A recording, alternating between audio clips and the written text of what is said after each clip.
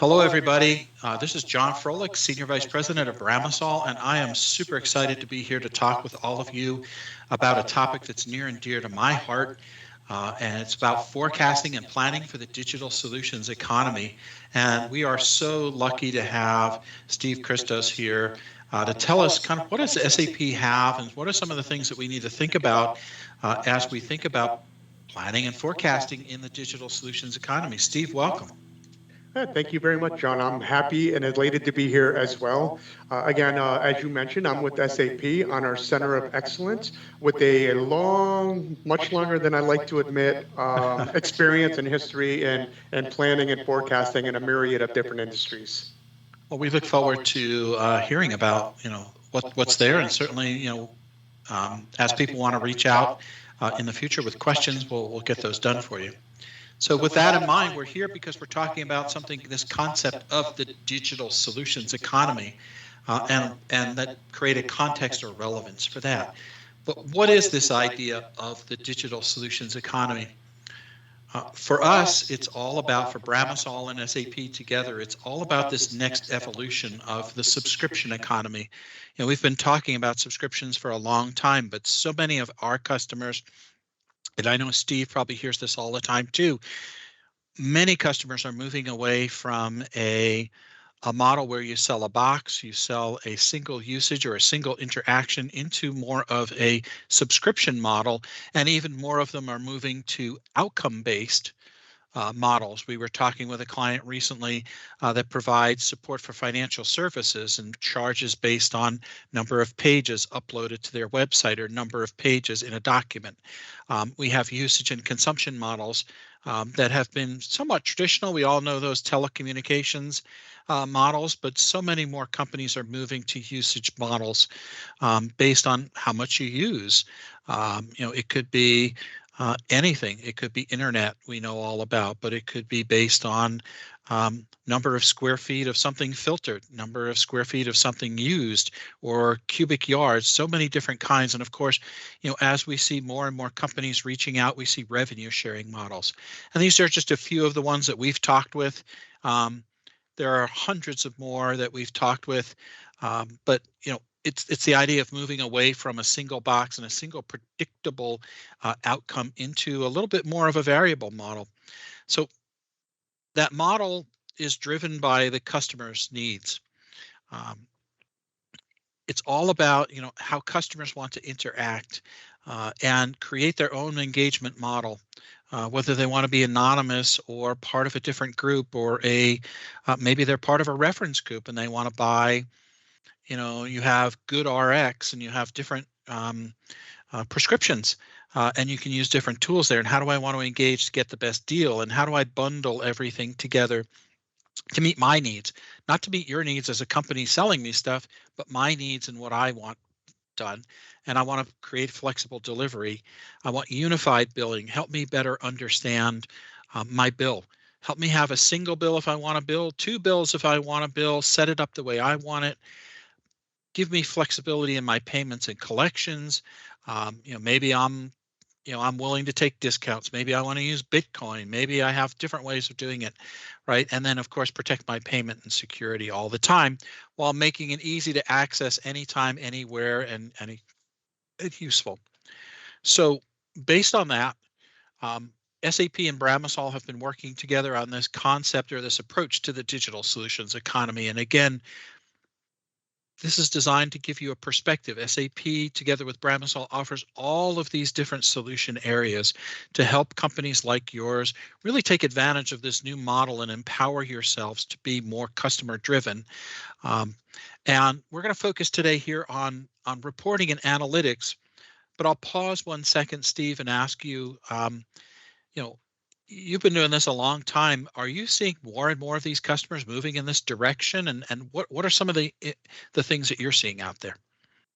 Yeah, John, absolutely, without question. Certainly, even here at SAP, we have adopted several years ago more of a cloud first strategy, and a big portion of that is relying on subscriptions versus major acquisitions of softwares and hardware that get depreciated over time.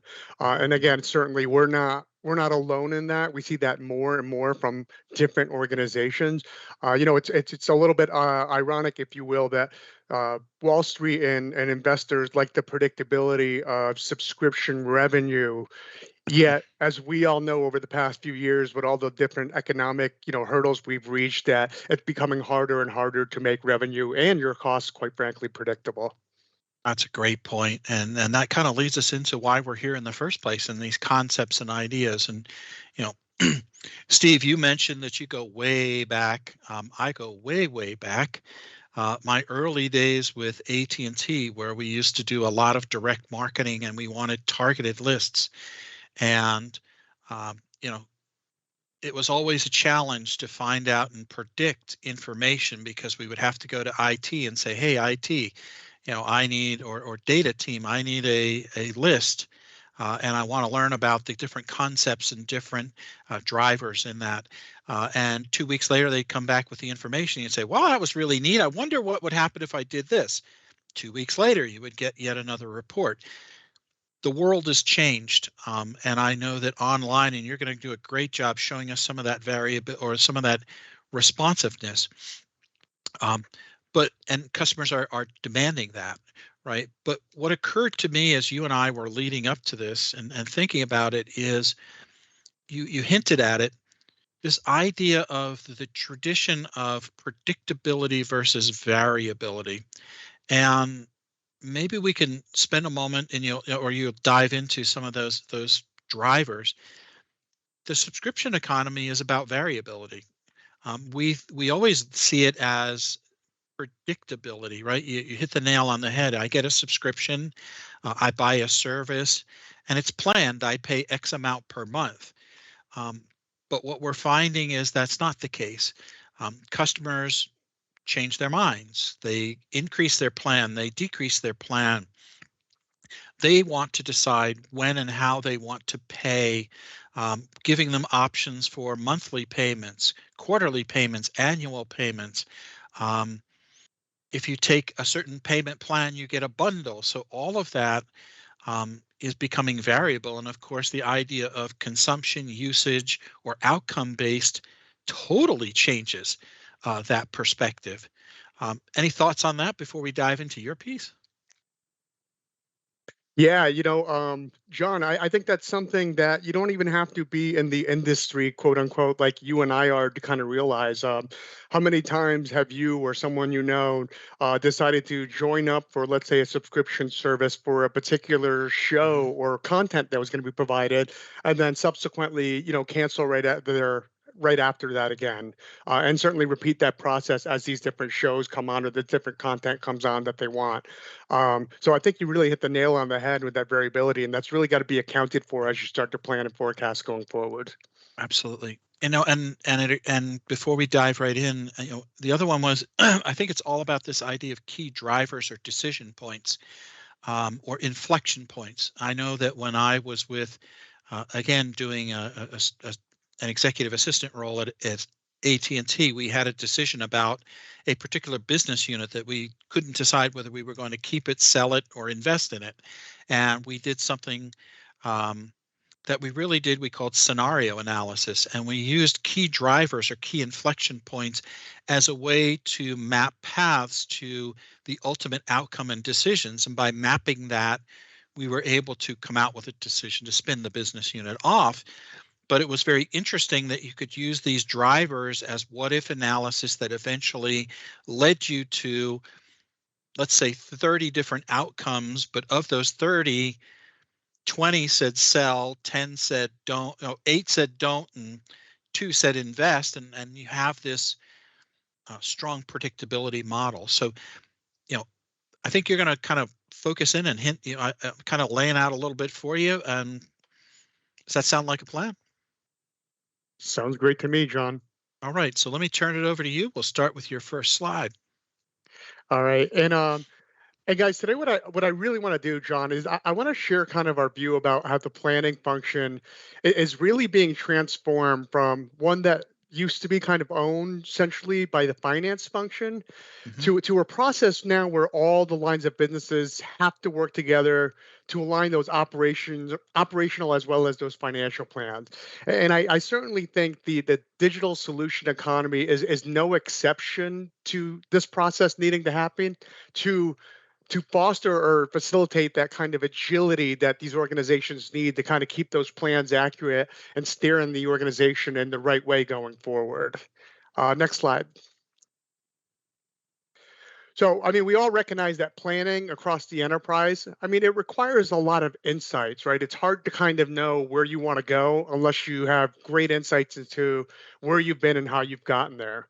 Right. As a result, planners, they've become heavy data consumers, whether that data is internal or external, regardless of where it resides. But there's really a lot of challenges before that data can be turned into the gold nuggets that they need, that the business needs, if you will. A few stats for you here, and John. I'm sure you've seen some of these, but 76% of customers report that they really limit their agility due to the complex data landscapes that they have. Essentially, they don't know where to go for the data. Like you said, you have to go back to IT and get put into a queue, and hopefully you get your answers back in a reasonable time and an accurate, description of it in order to do that plan going forward. 50% believe that their data is inaccessible to all the business stakeholders. Hmm. Again, IT being kind of a chokehold for a lot of these organizations, maintaining that infrastructure where all the data comes together. But it's the business people that really need that information to kind of drive forward. And then 79% report deficiencies into having access to that high quality data. What does that mean? You know what this means. I'm sure we've all been there before, where three people run into a same meeting with an Excel spreadsheet and all three have different answers to it. John, you're laughing. I know that's I'm happened to laughing. you. Yeah, and it's funny because we talked with a company not too long ago about this idea of digital debt, right? And a lot of this, and we see this exactly like you, these reporting deficiencies as the experts, the guys who do the rev rec, the record to report, so many times the biggest challenge that our customers have is the data. It's comes from multiple sources. It's not rationalized. It's not harmonized. And how do you do, gosh, Steve, I mean, how do you do planning when you don't even know that where the data is coming from or the accuracy of it, right? No, I completely agree, John. I think we're well past the days of using a magic 8 ball to help set those plans going forward. Um, Absolutely. but let's dive into the next slide. We'll start talking about the solution to that. So SAP has some data and analytics solutions that, well, I mean, I obviously a little bit, opinionated here, but uniquely enable the enterprise to Mhm. achieve like a deeper understanding of the business, and understand it in context, right? It's not just a bunch of ones and zeros and numbers, but really understand the context of what that data is, trying to tell us. Um, our hope is that this is going to enable organizations to retain that complete frame of reference around all their data without effort. And then we deliver this on a solution that involves holistically analytics and planning together on the same platform. Gone are the days where you go somewhere to pull your insights and your multi-page reports, and then you turn your attention somewhere else to actually plan a forecast against that. It makes complete sense to have both of those components living on the same platform. And hopefully I'm going to show you guys a little bit of that in the demo that we have coming up. But again, we deliver what we call an analytics and planning solution that are tightly integrated, improving the accuracy of the forecast and giving the business time back for strategic initiatives. We don't want you wasting time corralling data, herding information. We want you to do what you were paid to do, and that's be analysts and drive the business forward.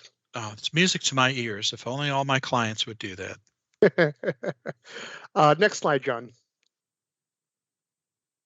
So you've heard me talk a little bit about extending planning across the organization. Gartner has come Hmm. up with a new term for this. Gone are the days of FP&A when it was a centralized financial process. Now we have something called XP&A, which is extended planning and analytics. So, and what this does, or what it's meant to do, is bring value across many domains. So, if you're a finance person, you can achieve better forecasts because you'll be able to align plans from all lines of business and derive what that financial impact is on the company financials. For the salesperson out there, you can better access opportunities, maybe find hidden insights into commercial data, and ultimately make sure the company can adequately deliver what you promise to customers. From supply chain perspective, again, you can better align with the anticipated demand and adjust capacity accordingly. All of this involves having easy access to the data in a contextual format, as well as then being able to plan going forward from there. So every team is gaining the ability to share data and insights through one single platform, which ultimately delivers a single version of the truth. Yeah, So absolutely. I love it. And supply chain doesn't have to be physical supply chain; it can be digital supply chain, as we see so many digital assets. We're all of a sudden starting to see NFTs, right? Non-functional, not non-fungible tokens as assets, and how do you create availability and usage of those? So, absolutely makes total sense to me. hmm great. Next slide, John. All right, so let's see let's see it in action, Steve. I'm excited to see what SAP has. Yeah, I'm happy to. Just give me a verbal confirmation, John, when you can see my screen. I can. Okay, great. So now, everyone, certainly this is not a rigid format in terms of how you would, in this case, maybe plan out what your annual revenue is going to be based on the amount of subscriptions you're hoping to gain and some of the costs for those. Um, but what I want to show you here is kind of a pie in the sky, high level, what that scenario can look like, and ultimately what SAP's solutions with Bramasol's help can bring for you. So in this scenario, I'm looking at my subscription revenue based on 2021. And one of the first things that you'll notice is I have a few of those analytics or metrics, in addition to some reporting capabilities here, to really kind of land, okay, where did we end 2021? The first one up here is it goes beyond 2021. I'm going to the history of where I started making revenue and showing that monthly reoccurring revenue, that MRR, over the course of time for all the time that I have data, as well as showing a prediction, a predictive forecast on where my MRR can go for 2022, automatically generated by the platform based on the data that resides here. And again, what's nice about this predictive capability is that there's no human interaction or element or bias in this data. This is completely a data-driven exercise where the hmm system is automatically generating a prediction based on the information that you have there. Ultimately, one of my favorite reasons to kind of move away from zero-based budgets in a lot of different cases, because there's a lot of power and knowledge in that historical data. Okay.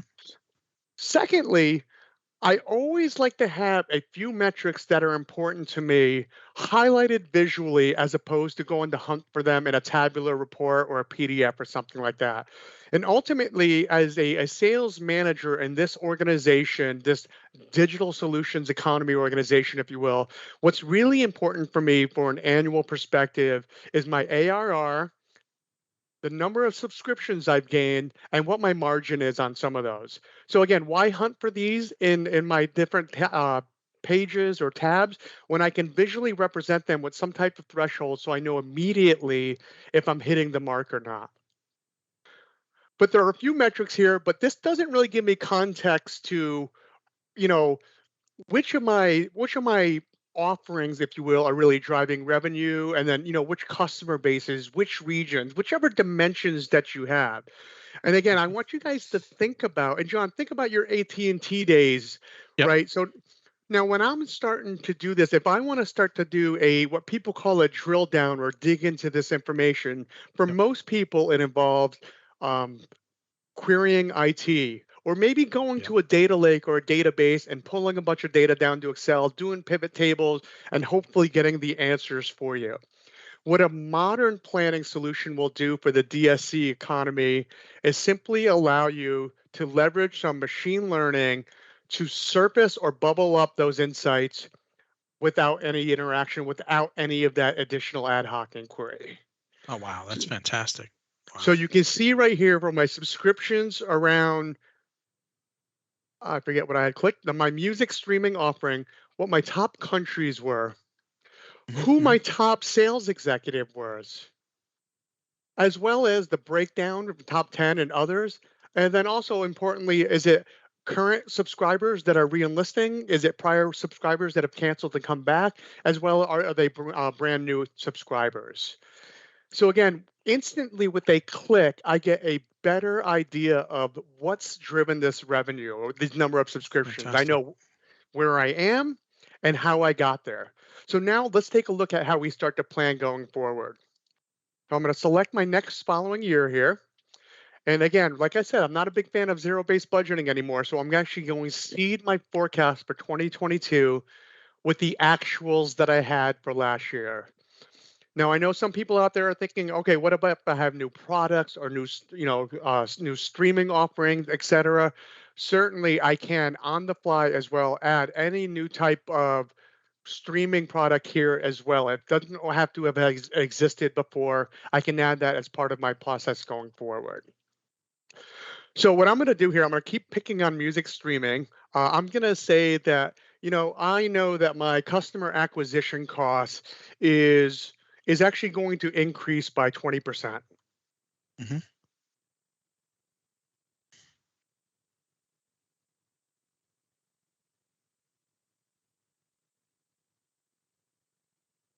There we go. And what you notice right away, everything that's turned yellow here has now been affected by that change. And the big part that my manager is not going to like is that the margin takes a hit from 24% down to 9. So what I want to do is I actually want to push that forward. I think this is an area where I can actually push that cost onto consumers and maintain that margin that I had. So doing that, it affects what my new average revenue per unit is going to be. And again, I'm okay with that. I can make comments on here so anyone coming in after me knows exactly why I decided to do this. Nice. Okay. So that gives them the ability. I don't have to pick up the phone. I can look and see your note and say, "Oh, look, he read in the Wall Street Journal and through Bain and other sources that there's whatever it is that we expect certain inflationary costs or things to happen." That's great. Yeah, John, you're spot on. And this is an example of a data point comment. I can make it even more collaborative. There's a complete workflow and collaboration panel in Nice. here where I can attach this story to you, send it to you, and then we can kind of collaborate, break down those silos, if you will, and work on this plan together. Right. And then SAP captures all of that. So in subsequent meetings, we always ask, well, where'd you come up with those assumptions? Well, look, we had a dialogue, right? Yep, exactly. Because a side benefit here, John, as you know, is to get your phone to stop ringing as much and those emails to, flow to stop a little bit because people can now self-serve and they can see the commentary right along with That's the fantastic. numbers. Yep. Oh, that's a dream. It is a dream. So, I'm pretty happy with, the average price, my acquisition cost. And again, I think my music streaming is really going to take off with some new content that I had provided for next year. So I'm going to assume that I can actually hit 200,000 subscriptions next year. If you notice, it looks like it kept the pattern from last year. So remember, I started this by seeding last year's number. For some reason, I stopped selling after June. Maybe I had some technical upgrades or other types of issues I had to modify, but certainly that's not going to be the case. We're going to sell these subscriptions all year long. Again, I want the system to do a lot of the heavy lifting or the non-value add work for me. Mm-hmm. So again, I click on it and I say, let's go ahead and distribute this, redistribute this, or change the pattern from last year. And what do I really love, and John, you'll appreciate this, is I can actually take a recommendation from the system in terms of how to reallocate this. I don't have to Nice. figure out that calculation myself. So I'll say reallocate it to different months. I can choose how I'm going to do it. Because I'm a little bit lazy, I'm just going to say equally and have it spread out equally through all those different periods. Oh, great. Okay. And certainly you still have the ability to do manual adjustments here if you want. But that gives you an idea of how you can start to build out your forecast or build for a DSC, if you will. And then again, if you look at the metrics down here, I'm going much higher than what I did previous year, or compared to an AOP or strategic plan, whatever I have. I Right. can set up those metrics here, so I know when I go through the workflow process that my manager will most likely approve this. Right. Makes sense. Wow. So hopefully that was helpful, John. I'm going to go ahead and turn it back over to you now. Yeah, just a couple quick questions for you. I mean, this is so Sure. insightful and interesting. Let me, one question is, of course, you know, scenarios, and I assume that there's a methodology or process by which I could have a high, medium, low. I could create different kind of budget scenarios that help me kind of say, where might I fall out and some of those indicators, right? Yeah, absolutely. Of course. You can do that again a few different ways. The tool does make it very, very easy to do so. Why don't I actually show you one Can do different that. example that I That'd be great. like, Sure. a little bit more related to a different story or context, but let's go ahead and pull this up. So here, this is helping with marketing plans, campaign Hmm. budgets, Hmm. if you will, which are very important in the DSC world, where I'm Absolutely. actually kind of, maintaining those budgeted dollars, if you will, for the various campaigns. You mentioned the scenario planning, John, so I'm going to jump right to that. And I'm going to show you an example of where you can do it, what we call a value driver trade.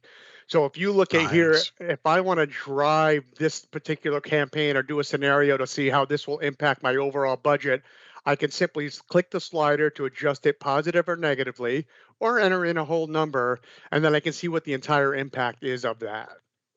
Wow. Right. Then you can save that chart as one of your charts, right? Completely spot on. If you notice up here, I have three different scenarios. I have a Hmm. budget, what my initial request is, and then what I call a personal version of my forecast, if you will, called a copy budget. I could have as many scenarios or budgets as I want, and certainly click between them to do the same exercise over all the different ones. Right. And this allows you, we went back to, when we talked about drivers, you're selecting the drivers and you can use these based on the machine learning and the tools that you've got to really see the impact of the key drivers as you move them up and down so that you know where to concentrate efforts, right?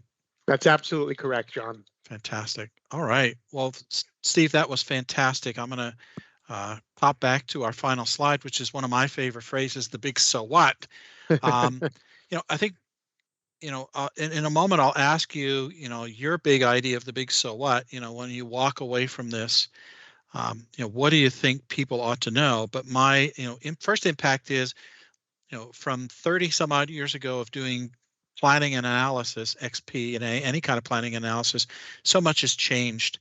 And certainly SAP and the use of Analytics Cloud and HANA with its ability to just react so quickly has fundamentally changed that. And of course, the data that's available through SAP.